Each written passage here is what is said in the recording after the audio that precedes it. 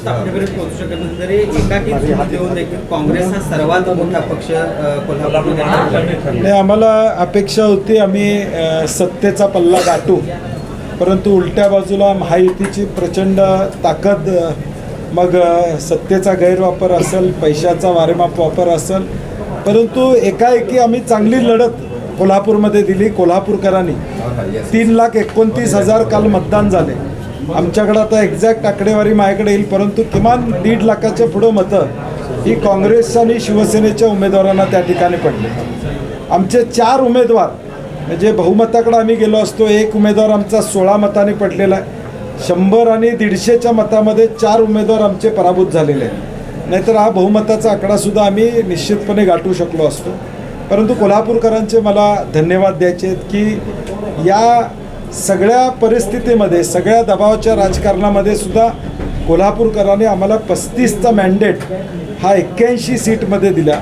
अजून कदाचित 5-6 सीटा आल्या असत्या तर बहुमत झालं असतं. तर मुख्यमंत्री उपमुख्यमंत्री प्रचारासाठी कोल्हापूरमध्ये आले होते. तर आकड्याच्या खेळाचं जर गणित बघितलं तर सतेज पाटील भारी पडलेले दिसत आहेत. नाही, कोल्हापूरकर भारी पडले असं मी म्हणेन. मी भारी पडल्यापेक्षा कोल्हापूरकरांची ही ताकद आहे की एकटं लढत असताना सुद्धा तमाम कोल्हापूरकर माझ्या पाठीशी उभे राहिले आणि लाखो मतं या आमच्या उमेदवारांना देण्याचं काम कोल्हापूरकरांनी त्या ठिकाणी केलेलं आहे. 15 जानेवारी काँग्रेस घरी असं एखादी नाही, त्यांनी 75 का 78 सीटा येणार म्हणून सांगितलं होतं भाजपच्या. त्या भाजपच्या फक्त 26 सीटा आलेत, शिंदे सेनेच्या 15-16 आलेत आणि NCPच्या 4 आले. मुळात या निवडणुकीमध्ये तुम्ही सगळे महायुती म्हणून लढला. तुम्ही एकटं लढायचं असतं मग तुम्हाला कळालं असतं, ज्या त्या पक्षाला त्यांची ताकद कळाली असते. ते एकत्रित लढले, मी एकटा लढलो आणि यात फरक आहे. त्यामुळं आमचं जे यश आलेलं आहे, ठीक आहे, इलेक्ट्रॉलमध्ये बहुमत हे महत्त्वाचं असतं, परंतु 35 जागांवर पोचणं एकट्यानं हे कोल्हापूरकरांच्या आशीर्वादामुळे मला शक्य झालं. शेवटच्या दिवसामध्ये या सगळ्या जागा आल्या, 38 जागा खरं तर बहुमत आपल्याकडे येणं अपेक्षित होतं, मात्र त्या आल्या नाहीत. मात्र कुठं कॅल्क्युलेशन चुकलं असं वाटतं किंवा काय त्याची कारणं आहेत? नाही, अक्षय जरग आमचा एक विषय थोडा आम्हाला त्रासाचा झाला, किंवा त्या 2 वॉर्डामध्ये काही लोकांना आम्ही समजूत काढू शकलो नाही, तो एक विषय आमच्या दृष्टीने या ठिकाणी झाला. आणि क्रॉस वोटिंग हा एक थोडा मेजर इफेक्ट आमच्या काही, आत्ता आमचे जे पराभूत झालेले आहेत वॉर्ड तिथं बघितलं तर क्रॉस वोटिंगचा फटका हा साधारणपणे बसलेला आहे. कारण की प्रत्येक ठिकाणी प्रत्येक उमेदवाराला स्वतःची खात्री वाटत नव्हती आणि त्यामुळे काही भागामध्ये क्रॉस वोटिंगचाही फटका बसला आहे. अक्षय जरगचा निर्णय कदाचित झाला असता तर आमच्या अजून 5 सीटा त्या दोन्ही प्रभागामध्ये वाढल्या असत्या, म्हणजे निकालच आमचा एकतर्फी झाला असता. खरं तर राष्ट्रवादी, शरद पवार चंद्र यांचा गट आणि आप हे जर सोबत असले नाही तर काय नाही, त्यांची पडलेली मताचा विचार केला. मी आता त्यांचा हे करणार नाही, त्यांचं नामोल्लेख टाळून किंवा त्यांचा कमीपणा दाखवणार नाही, कारण मला उद्या ते पाहिजे आहेत पुढच्या राजकारणामध्ये. ठीक आहे, त्यांची मतं त्यांना मिळालेली आहेत, परंतु आता प्रभाग वाईज अभ्यास करावा लागेल. जिथं आमचे उमेदवार पडले तिथं त्यांना तेवढी मतं पडलीत का, आणि ती पडली असेल तर फरक पडला म्हणता येईल. परंतु आकडेवारी समोर आल्याशिवाय त्यांच्यामुळं परिणाम झाला का, अपक्षांच्यामुळं झाला का, जनसुराज्यमुळं झाला, हे आता आकडेवारी आल्यावर कळेल.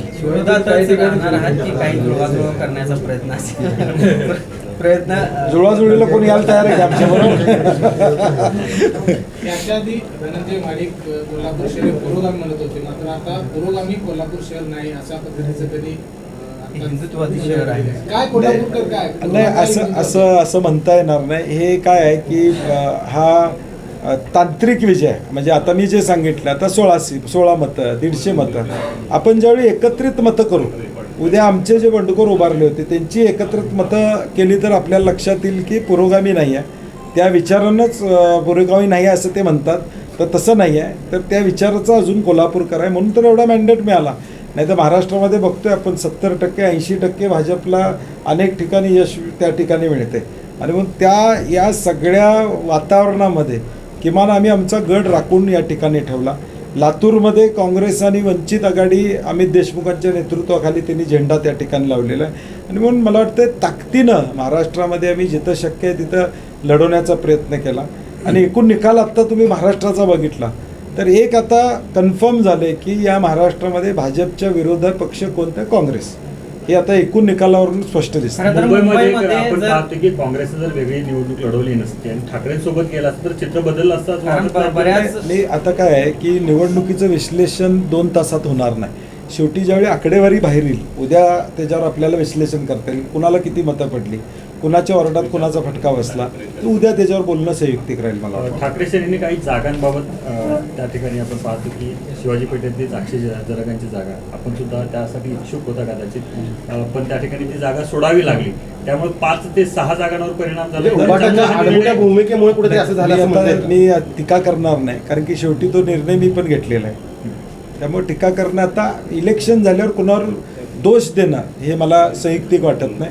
झालं आता तो निकाल मोठ्या मनानं मान्य करणं आणि आता जिल्हा परिषदला उतरणं. मग आता महानगरपालिकेचा हा निकाल तुम्हाला सर्वस्वी मान्य आहे का? नाहीतर काय होतं, ईव्हीएम वर खापर फुटलं नाही जातं, नाही गोष्टीवर खापर नाही फुटलं जातं. त्या नाही संदर्भात मी आपण- मी आता जे तांत्रिक मुद्दे आहेत, 3 उमेदवार 4 उमेदवार आमचे 100-150 मतानं पडलेले आहेत, 1 उमेदवार 16 मतानं पडलेला आहे, बंडखोर आमचे जे झाले त्याचा परिणाम त्या ठिकाणी झालेला आहे, किंवा अक्षय जरगचा विषय, हे इलेक्ट्रॉल मॅनेजमेंटमधले विषय आहेत. त्यामुळे मी ईव्हीएमकडे काही जाणार नाही. येणाऱ्या काळामध्ये खरं तर कोल्हापूर महानगरपालिकेच्या या सगळ्या सभागृहामध्ये काँग्रेस एक विरोधी सक्षम विरोधक म्हणून राहणार का? कसं असणार स्ट्रॅटेजी? नाही, 100% 35 लोक आमचे आहेत. म्हणजे उद्या असं नाही की 10, 20, 25ची मेजॉरिटी आहे. प्रत्येक गोष्टीत विरोधी पक्षाला विश्वासात घेऊनच त्यांना कारभार करावा लागेल. चुकीच्या गोष्टी महापालिकेत घडत असल्या तर त्याच्यावर आमचा अंकुश राहील की बाबा हे चुकीचं घडतंय, शहराच्या हिताचं घडत नाही, तर त्याच्यावर निश्चितपणे विरोधी पक्ष म्हणून अंकुश आमचा राहील. म्हणजे आता रस्ते, आता 100 कोटीचे रस्ते वगैरे चांगले होतील सक्षम विरोध नाही, जो निधी शासनाचा येईल तो योग्य पद्धतीनं खर्च होतोय का नाही बघण्याची जबाबदारी आता आम्ही काँग्रेसवाले त्या ठिकाणी घेऊ. कराचा पैसा जो खर्च होतोय तो व्यवस्थित झाला पाहिजे. नैतिक पराभव कोणत्या पक्षाचा झाला? काँग्रेसचा झाला की आणखी कोणत्या पक्षाचा झाला असं मला आणि साहेब त्याला जोडूनच एक प्रश्न कोल्हापूरकरांनी नेमकं कोणावर स्वीकारले आता? नाही, मी म्हणलं तसं 78 जागा येतील म्हणणाऱ्यांचा पराभव आहे ना. कारण की 75-78 जागा येतील असं ज्या वल्गना होत्या, आम्ही अगदी टोकापर्यंत पोचलो. म्हणजे फार काय फरक नाही आहे. 5 नगरसेवक निवडून आले असते तर बहुमत आमचं झालं असतं. त्यामुळं असं कोण गृहीत कोल्हापूरकरांना धरू शकत नाही. असं जर इतर ठिकाणी झालं असतं तर भाजपनं काय केलं असतं?